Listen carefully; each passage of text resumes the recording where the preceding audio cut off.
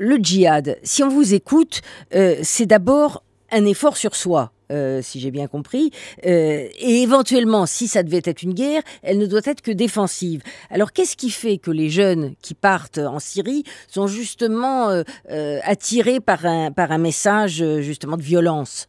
C'est un dévoiement complet de l'idée du djihad ? Il y a ceux qui sont fascinés par les armes, il y a ceux qui veulent en découdre parce que la vie devient de plus en plus difficile.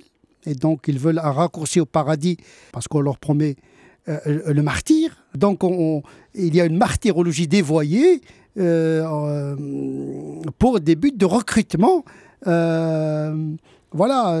ne coûtent pas très cher. Payer des mercenaires, ça tombe très, très cher. Donc, la foi, à cet égard, elle peut être instrumentalisée pour des raisons qui n'ont rien à voir avec la notion du martyr en tant que tel. Et le djihad en soi, ça veut d'abord dire c'est l'effort de la voie sur de Dieu. Soi.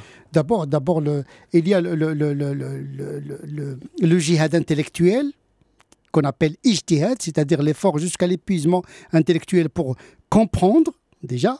Avant d'agir, il faut comprendre. Puis le djihad spirituel et moral, combattre l'ennemi intérieur.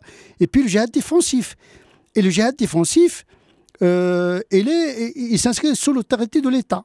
En tout cas, pour le sunnisme, pour le chiisme et le sunnisme, la violence n'est légitime que lorsqu'il est sous le contrôle de l'État. Et l'État islamique, pour vous, n'est pas un État ? Un État islamique, c'est la première fois dans l'histoire de l'islam qu'un homme, un calife, qui fait la communauté, qui fait l'État. Là, on est ni dans l'État moderne, ni dans le califat classique médiéval. On a inventé des mots, des concepts qui ne correspondent pas ni à la philosophie politique moderne, ni à la théologie politique classique. C'est-à-dire que si on vous écoute bien, la propagande de Daesh, vous dites, c'est des recrutements de mercenaires, c'est un dévoiement des principes religieux, au fond, c'est une immense supercherie. Pourquoi ? On profite de la naïveté de beaucoup de musulmans qui sont en quête de spiritualité, de causes également. Il y a des gens qui veulent avoir des causes dans leur vie, etc.